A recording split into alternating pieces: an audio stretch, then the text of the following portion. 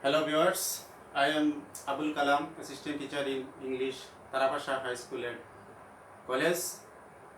Due to seriously coronavirus, our educational institution has already closed. So our government and the governing body have also decided to taken the online class. I think if you follow the online class, your study will also improvement. So now I am taking the online class. This is my first episode of tech question. So dear students, in the episode I will discuss about the tech question. So today's topics are tech question. So dear students, look at the board and follow to me. Actually take question বলতে আমরা কি বুঝি? মানে tag শব্দের অর্থ হচ্ছে জুড়ে দেওয়া। ট্যাগ শব্দের অর্থ হচ্ছে জুড়ে দেওয়া, আর কোয়েশন শব্দের অর্থ হচ্ছে প্রশ্ন। এখন প্রশ্ন জুড়ে দেওয়া, এখন আমরা প্রশ্ন কিভাবে বা কোথায় জুড়ে দিব, অর্থাৎ বক্তার বক্তব্য সাথে আমরা প্রশ্ন জুড়ে দিব তার বক্তব্যটা ঠিক কিনা। যেমন আমরা বললাম যে করিম ইজ এ ডক্টর, আসলে করিম ইজ এ ডক্টর, আসলে করিম ডক্টর কিনা তা জানার জন্য আমরা বাক্যের শেষে অর্থাৎ স্টেটমেন্টের শেষে যে প্রশ্ন জুড়ে দিই সেটি হচ্ছে take question. So dear students, look at the board and follow. I have written two sentences. He is a lion and Jamal does not play. একটা টেক কোয়েশনে করার সময় একটা সেন্টেন্সের দুটি পার্ট থাকে, ওটা দুটো অংশ থাকে। অর্থাৎ প্রথম যে অংশ অর্থাৎ বক্তার যে বক্তব্য হি ইজ এ লায়ার, অর্থাৎ এই অংশটিকে বলা হয় statement, statement of a sentence, আর অপর অংশকে বলা হয় টেক কোয়েশন। এখন এই টেক কোয়েশন করতে হলে একটা সেন্টেন্সের দুইটা পার্ট থাকে, অর্থাৎ প্রথমটি থাকে সেন্টেন্সের স্টেটমেন্ট এবং দ্বিতীয় অংশ থাকে টেক কোয়েশন পার্ট। এখন স্টেটমেন্ট অর্থাৎ সেন্টেন্সের স্টেটমেন্ট অর্থাৎ প্রথম অংশ যদি অ্যাসার্টিভ হয়, অ্যাফার্মেটিভ হয় অর্থাৎ হা বোধক হয়, তাহলে টেক কোয়েশনের অংশ করতে হবে নেগেটিভ। আর স্টেটমেন্ট যদি নেগেটিভ অর্থাৎ না বোধক হয়, তাহলে টেক কোয়েশনের অংশটি হবে হা বোধক। অর্থাৎ সবসময় এই অংশ দুই অংশটি বিপরীত থাকবে, অর্থাৎ হা বোধক এই অংশ হা বোধক থাকলে টেক কোয়েশনের অংশ না বোধক, আর এই অংশ না বোধক থাকলে এই টেক কোয়েশনের অংশ হবে হা বোধক।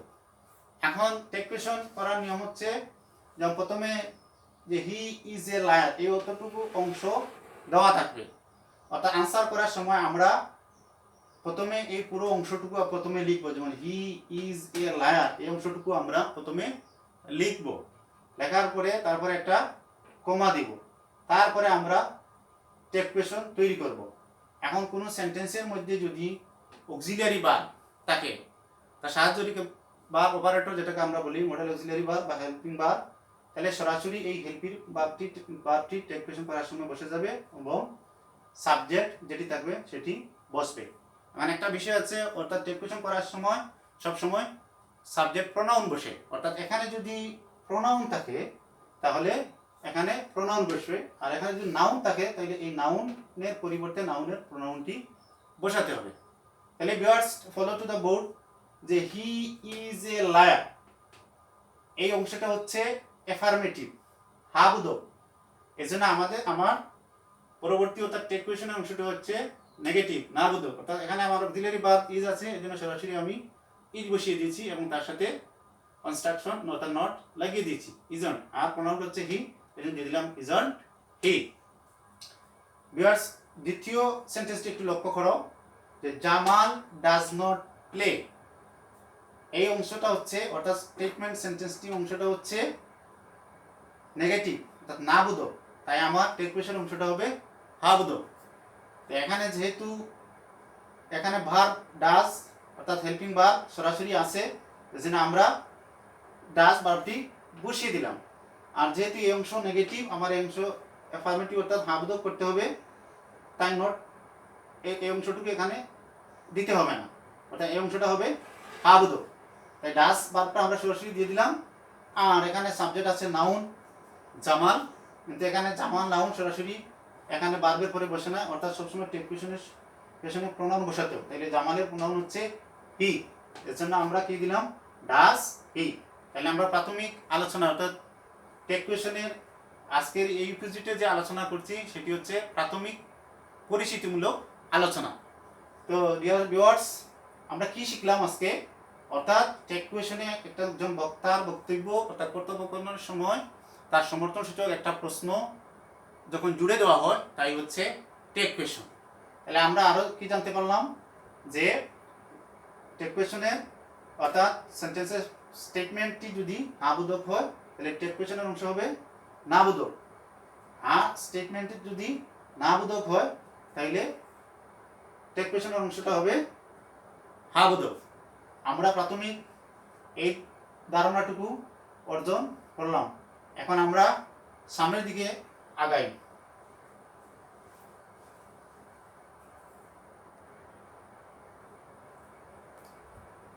ডিয়ার স্টুডেন্টস, আমাদের টেক কোয়েশন করতে হলে আমাদের যে মূল বিষয়টি জানতে হবে সেটি হচ্ছে ট্যাগ ফর্ম, অর্থাৎ বিভিন্ন ধরনের ট্যাগ ফর্ম রয়েছে, অর্থাৎ এই ট্যাগ ফর্মগুলো কীভাবে লিখতে হয় সেটি আমাদেরকে জানতে হবে। তো আমি এখানে কয়েকটি ট্যাগ ফর্ম লিখেছি, তোমরা বইয়ে ফলো করবে। আরও অনেকগুলো ট্যাগ ফর্ম আছে, সেগুলা পড়ে নিবে, মুখস্থ করে নিবে।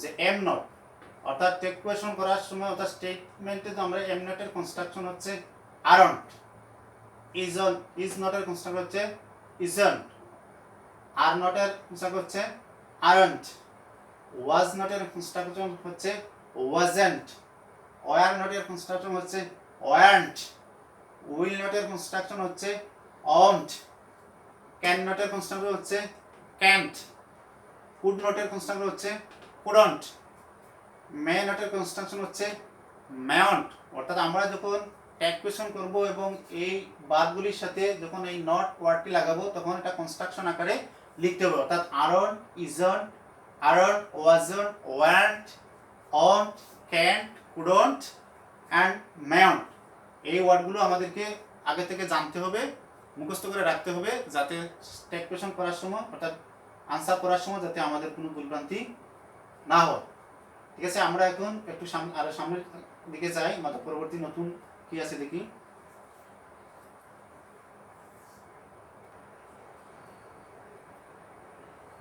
Dear students, follow the board. I have written 5 sentences and has already complete the answer. Now you follow and attentive to what I say. So dear students, he is a student. The first number, he is a student. Here he is subject and is auxiliary verb. So if we find the auxiliary verb any kind of sentence or statement, so we have to first use the directly of this verb. এখানে আমরা সাবজেক্টের পরে verb পেয়েছি, auxiliary verb is, তাই take question করার সময় আমরা সরাসরি ইজটা বসিয়ে দিয়েছি। আর আমাদের নিয়ম অনুসারে যেহেতু স্টেটমেন্ট প্রথম অংশ অ্যাফার্মেটিভ, তাই এই টেক কোয়েশনের অংশটা হবে নেগেটিভ, তাই ইজের সাথে আমরা নট ওয়ার্ডটি যুক্ত করে কনস্ট্রাকশন ইজেন্ট সংযুক্ত করে নিয়েছি। আর সাবজেক্ট হচ্ছে হি, তারপর আমরা সাবজেক্ট সরাসরি ইটি দিয়ে দিলাম, তাহলে এটা শেষ হয়ে গেল। অর্থাৎ কোনো সেন্টেন্সের মধ্যে যদি অক্সিলারি ভার্ব অর্থাৎ হেল্পিং ভার্ব বা helping operator have, has, had, am, is, are, was, were, do, does, did এগুলো যদি আমরা পাই তাহলে সরাসরি এগুলা বসে যাবে। দ্বিতীয় সেন্টেন্সে লক্ষ্য করো dear students, they were playing. In these sentences, they is subject and where is also auxiliary verb. So in the same sentence of the like to one, this is solved. আমরা সরাসরি auxiliary verb where আছে সেখানে আমরা where বসে দিলাম, এবং যেহেতু এই অংশ অ্যাফার্মেটিভ, এই অংশকে নেগেটিভ করতে হবে, তাহলে ওয়ার সাথে নট ওয়ার্ডটি আমরা যুক্ত করে দিলাম। আর সেখানে প্রোনাউন সাবজেক্ট হিসেবে সরাসরি বসে যাবে, দে আছে, আমরা দেটি বসে নিলাম। তাহলে এটা এই লাইনে আমি উত্তরটি সরাসরি বসিয়ে দিয়েছি। তো ডিয়ার স্টুডেন্টস, এই 1 এবং 2 নাম্বার সেন্টেন্স একই নিয়মে হয়েছে, অর্থাৎ এই দুই সেন্টেন্সের সেন্টেন্সের প্রথম স্টেটমেন্টটি অ্যাফার্মেটিভের জন্য, শেষের টেক কোয়েশনের অংশটি হয়েছে নেগেটিভ। কিন্তু তোমরা একটি জিনিস লক্ষ্য করো, 3 number, Kamal is not a singer. This part is negative, অর্থাৎ এই স্টেটমেন্টটি হচ্ছে সেন্টেন্স স্টেটমেন্টটি হচ্ছে নেগেটিভ, তাই আমার স্টেট কোয়েশ্চেনের পার্টটি হবে অ্যাফার্মেটিভ। তো আমি আগেই বলেছি যদি আমরা সাবজেক্টের পরে অক্সিলারি ভার্ব পাই তাহলে এটা টেক কোয়েশ্চেনে সরাসরি অক্সিলারি ভার্বটি বসে যাবে। তাহলে আমরা এখানে কি আছে, ইজ আছে, ইজটি বসিয়ে দিলাম। তারপরে আমরা যেহেতু এখানে এই অংশটা নেগেটিভ, তাহলে এই অংশ আমরা পজিটিভ করবো, সেজন্য আমরা নোট এখানে দেওয়ার দরকার নাই, সরাসরি আমরা নাউনকে প্রোনাউন হিসাবে ব্যবহার করব।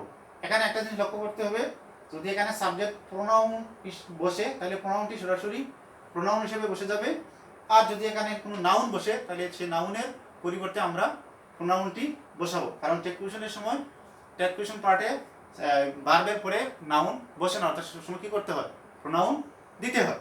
তাই আমরা এখানে কামাল হচ্ছে নাউন, নাউনের পরিবর্তে আমরা প্রোনাউন কি দিয়ে দিলাম। লক্ষ্য করো বন্ধুরা, এবার 4 নাম্বার সেন্টেন্সেস, অর্থাৎ শি সিংস এ সং। দেখো আমরা 1 2 3 নাম্বার সেন্টেন্স যে নিয়মে করেছি, 4 নাম্বার সেন্টেন্স কিন্তু একই নিয়মে নয়। অর্থাৎ প্রথম অংশ অ্যাফার্মেটিভ সেটা ঠিক আছে, কিন্তু সাবজেক্টের পরে এখানে সরাসরি অক্সিলারি ভার্ব যুক্ত ছিল। প্রথম দুটি সেন্টেন্স প্রথম পার্ট ছিল অ্যাফার্মেটিভ অর্থাৎ হ্যাঁ বোধক, আর 3 নম্বর সেন্টেন্সের প্রথম অংশটি ছিল নেগেটিভ, কিন্তু এখানে অ্যাফার্মেটিভ ঠিক কিন্তু অক্সিলারি ভার্ব নয়। এখন বলা হচ্ছে যে অক্সিলারি ভার্ব যদি না থাকে তাহলে আমরা টেক কোয়েশ্চন কিভাবে করব, অর্থাৎ টেক কোয়েশ্চন কিভাবে করব, অর্থাৎ এখানে ভার্ব অর্থাৎ অক্সিলারি ভার্ব বা হেল্পিং ভার্বটা আমরা কিভাবে বসাবো সেটি আমাদেরকে শিখতে হবে। তো ডিয়ার স্টুডেন্টস, যদি আমরা কোনো স্টেটমেন্টে অক্সিলারি ভার্ব না পাই তাহলে সেখানে সেন্টেন্সের টেন্স অনুযায়ী ডু ভার্ব আনতে হয়। অর্থাৎ এই অংশটা যদি প্রেজেন্ট ইনডিফিনিট টেন্সের হয় তাহলে আমরা ডু এবং ডাস দিয়ে করব, আর যদি এই প্রথম অংশ অর্থাৎ স্টেটমেন্টে যদি পাস্ট ইনডিফিনিট হয় তাহলে আমরা ডিড দিয়ে করব। তাহলে আমরা জানলাম যে কি ভার্ব দিয়ে করতে হয়, ডু ভার্ব দিয়ে করতে হয়। কিন্তু ডু ভার্বের ফর্মটা হচ্ছে দুইটি, একটা হচ্ছে প্রেজেন্ট ফর্মের দুইটা ডু ডাস, আর পাস্ট ফর্মের হচ্ছে ডিড ভার্ব। তাহলে ডিয়ার স্টুডেন্টস তোমরা লক্ষ্য করো তো, এই যে শি সিংস এ সং, এই অংশটি কোন tense, present indefinite present tense না পাস্ট টেন্স? হ্যাঁ, এটা হচ্ছে প্রেজেন্ট ইনডিফিনিট টেন্স, তোমরা বুঝে বলেছো এটা প্রেজেন্ট ইনডিফিনিট টেন্স। তাহলে যেহেতু এটা প্রেজেন্ট ইনডিফিনিট টেন্স তাহলে আমরা ডু অথবা ডাজ আনবো। এখানে ডু এবং ডাজ দুটার কথা বলা হচ্ছে কেন? দুটার কথা এই জন্য বলা হচ্ছে যে সাবজেক্ট হিসেবে কোন সাবজেক্ট বসবে, অর্থাৎ সাবজেক্ট প্লুরাল বসবে না সিঙ্গুলার বসবে সেটি আমাদের জানা নাই। এজন্য সাবজেক্ট যদি সিঙ্গুলার হয় তাহলে সিঙ্গুলারের সাথে মিল রেখে সিঙ্গুলার ভার্ব বসাতে হবে, আর সাবজেক্ট যদি প্লুরাল হয় তাহলে আমাদের প্লুরাল ভার্ব বসাতে হবে। অর্থাৎ এখানে she third person singular number, আমরা জানি থার্ড পারসন সিঙ্গুলার নাম্বার সাথে ডাজ ব্যবহৃত হয়, এবং প্রথম অংশটি হচ্ছে অ্যাফার্মেটিভ এবং শেষের, তাইলে আমরা কোশ্চেনের পার্টটি করব নেগেটিভ। তাহলে আমরা কি দিলাম, ডাজ আর ডাজন্ট, আর যেহেতু শি এখানে প্রোনাউন আছে আমরা শি বসিয়ে দিলাম। তাহলে নিশ্চয়ই তোমরা বুঝতে পারছো, এখানে যদি আমাদের দে অথবা উই থাকতো তাহলে এখানে সিংস না হয়ে সিং হলো না।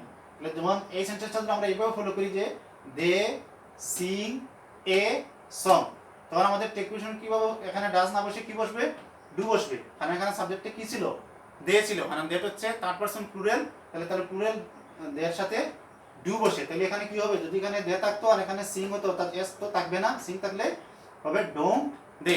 তাহলে আশা করি তোমরা এই সেন্টেন্সটার উত্তরটা কিভাবে হলো সেটা বুঝে গেছো। এবার লক্ষ্য করো 5 নাম্বার সেন্টেন্সে, they did not play football. এটা শুনে লক্ষ্য করো এখানেও কিন্তু সরাসরি কি নাই, অক্সিলারি ভার্ব নাই, অর্থাৎ এখানে অক্সিলারি ভার্ব নাই, তাই they did not play football, অর্থাৎ এই অংশটুকু আছে কিন্তু আবার নেগেটিভ, অর্থাৎ না বোধকে আছে, আমাদেরকে শেষের অংশ কি করতে হবে, হ্যাঁ বোধক করতে হবে। তো ডিয়ার স্টুডেন্টস, এটা আমাকে চিনতে হবে আগে যে এটা কোন টেন্সে আছে, অর্থাৎ ডিড নট প্লে ফুটবল, অর্থাৎ এটা হচ্ছে পাস্ট ফর্মে আছে, অর্থাৎ ডিড ভার্বটা কোন ফর্মে আছে, পাস্ট ফর্মে আছে, তাহলে অবশ্যই এটা পাস্ট ফর্ম, অর্থাৎ past indefinite tense, past indefinite টেন্সের নেগেটিভ বাক্য। তাই যদি আমি আগেই বলেছি যে ডু ডাজ তখনই বসে যখন টেন্সটি প্রেজেন্ট ইনডিফিনিট টেন্স হয়, আর যখন টেন্সটি পাস্ট ইনডিফিনিট টেন্স হয় তখন ডিড বসে। তাইলে এখানে ডিড ভার্বটি সরাসরি পাস্ট ভার্বের পাস্ট ফর্ম আছে, এটা পাস্ট ইনডিফিনিট টেন্স, তাই সরাসরি এটা ডিড বসে যাবে, অর্থাৎ টেক কোয়েশ্চনের অংশে সেটা ডিড বসে, যেহেতু এখানে নট আছে নেগেটিভ অংশ, তাই এখানে আমাকে অ্যাফার্মেটিভ করতে হবে, তাহলে এখানে কি হবে, ডিড দে। তাহলে আশা করি ডিয়ার স্টুডেন্টস তোমরা বুঝতে পেরেছো। আর আমি আবারও রিপিট করছি তোমাদের, দেখো যদি কোনো সেন্টেন্সের সাবজেক্টের পরে সরাসরি অক্সিলারি ভার্ব থাকে তাহলে সেটি অক্সিলারি ভার্ব সরাসরি বসে যায় এবং তার সাথে নট যুক্ত হয় এবং সরাসরি প্রোনাউনটা চলে আসে। 2 নম্বর বাক্যে একইভাবে, অর্থাৎ এটা সাবজেক্টের পরে অক্সিলারি ভার্ব আছে, তাই আমরা অক্সিলারি ভার্ব বসিয়ে দিচ্ছি এবং সেটা অ্যাফার্মেটিভ, এর জন্য এটা নেগেটিভ করেছি, অ্যান্ড দে হয়ে গেছে। 3 নম্বরে এটা অক্সিলারি ভার্ব প্লাস নেগেটিভ, অর্থাৎ ইজ আছে এবং নট আছে, এই জন্য আমরা ইজ ভার্বটি সরাসরি বসিয়ে দিয়েছি এবং তার সাথে সাবজেক্ট দিয়ে দিলাম, কারণ এটা অ্যাফার্মেটিভ নেগেটিভ, এই জন্য এটা অ্যাফার্মেটিভ করতে হবে, এই জন্য এখানে নট দিতে হবে না। 4 নম্বর বাক্যে এসে আমরা দেখলাম যে এখানে কোনো অক্সিলারি ভার্ব নাই, আমার টেন্স বুঝে আমাকে ডু ভার্ব দিয়ে করতে হবে। ডু ভার্বের ফর্ম হলো দুইটি, একটা হচ্ছে ডু ডাজ এক ফর্ম, আর একটা হচ্ছে ডিড পাস্ট ফর্ম, পাস্ট ফর্মে বসে। এটা হচ্ছে প্রেজেন্ট ইনডিফিনিট টেন্স, তাই এখানে ডু অথবা ডাজ বসবে, সেটা সাবজেক্টের উপর নির্ভর করবে। এখানে সাবজেক্ট সি আছে, একজন সির সাথে কি হয়েছে, ডাজ ভার্বটি বসেছে, ডাজন্ট সি। 5 নম্বর বাক্যে they did not play football, সেটিও অক্সিলারি বা সরাসরি নাই, এখানে পাস্ট ইনডিফিনিটের নেগেটিভ বাক্য, পাস্ট ফর্মের নেগেটিভ বাক্য, তাই সরাসরি আমরা ডিড ভার্বটি এখানে বসিয়ে নিয়েছি এবং যেহেতু এটা নেগেটিভ তাই এই অংশ আমাকে অ্যাফার্মেটিভ করতে হবে, তাই এখানে নট বসবে না, আর সরাসরি আমরা ভার্বটা দিয়ে দিলাম। তাই আশা করি ভিউয়ার্স আজকে আমরা আগে বা এখন যে বিষয়টা নিয়ে আলোচনা করেছি সেটা তোমরা খুব ভালো করে বুঝতে পেরেছো। আমরা এখন পরবর্তীতে আমরা দেখি আর সামনের দিকে এগাই ইনশাআল্লাহ।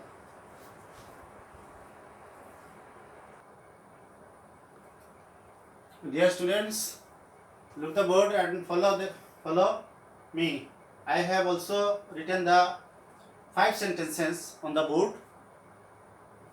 So dear students, in the past I discussed about the same topics, but the sentences were assertive sentence. But you follow and compare today's sentence and the past sentence. These sentences are imperative sentences. অর্থাৎ কোনো sentence যদি verb দিয়ে শুরু হয় তাহলে সেন্টেন্সটি imperative sentence হবে, অর্থাৎ verb দিয়ে শুরু হলে সেন্টেন্সটি হবে ইম্পারেটিভ সেন্টেন্স।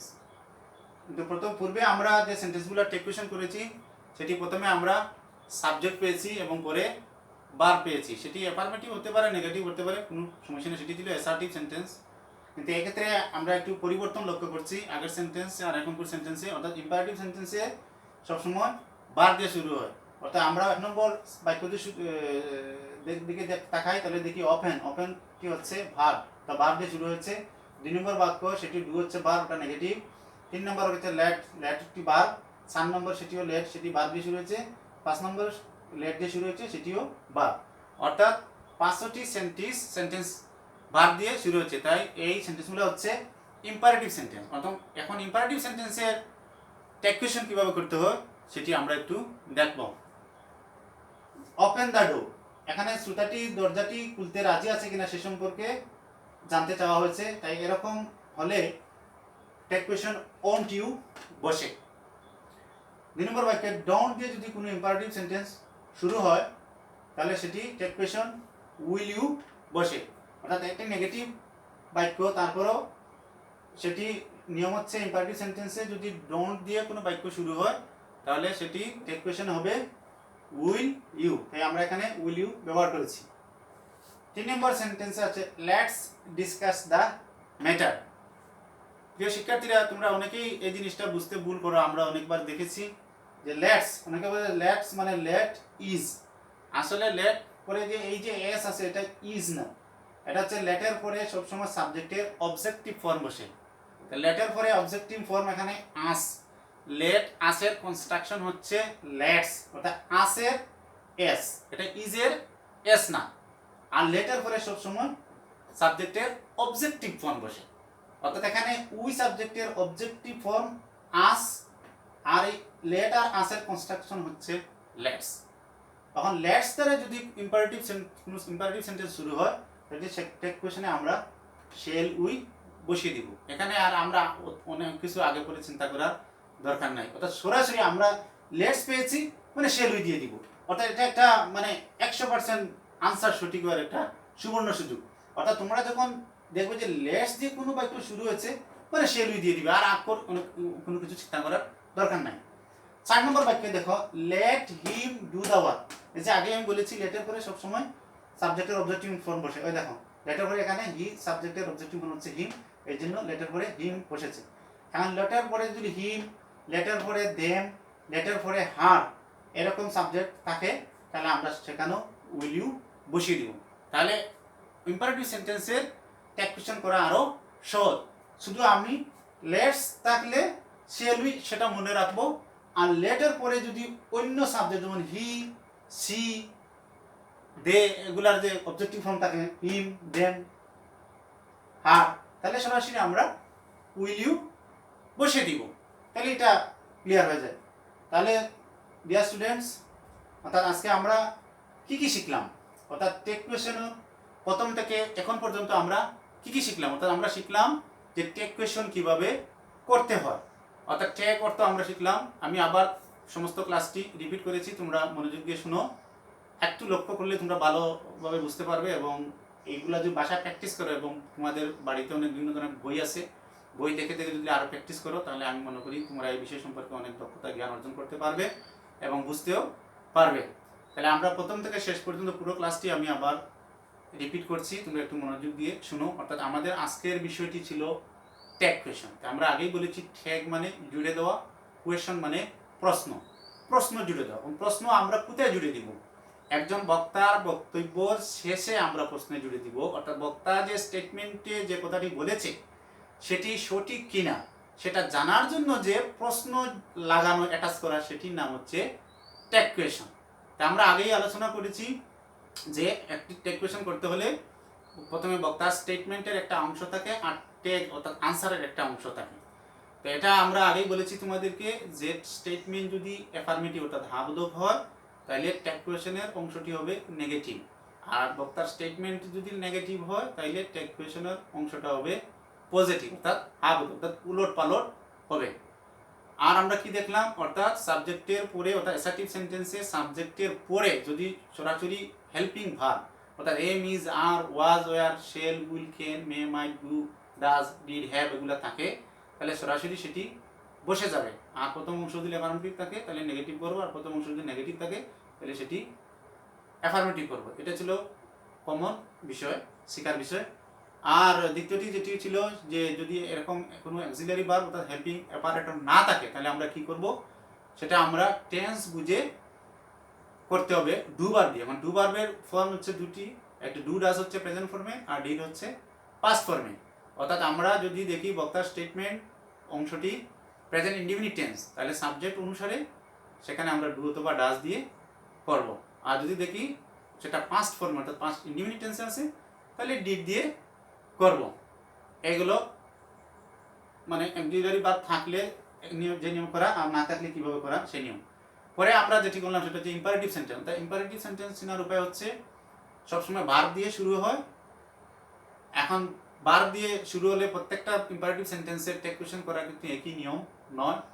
অর্থাৎ যদি মূল ভার্ব দিয়ে শুরু হয় এবং যেমন ওপেন দ্য ডোর আমরা দেখেছি প্রথম সেন্টেন্স, অর্থাৎ শ্রোতাটি এই দরজাটি খুলতে রাজি আছে কিনা সেটা জানার জন্য এরকম প্রশ্ন আসে তাহলে আমরা ট্যাগ কোয়েশ্চনে দিব ওন্ট ইউ, ওন্ট ইউ।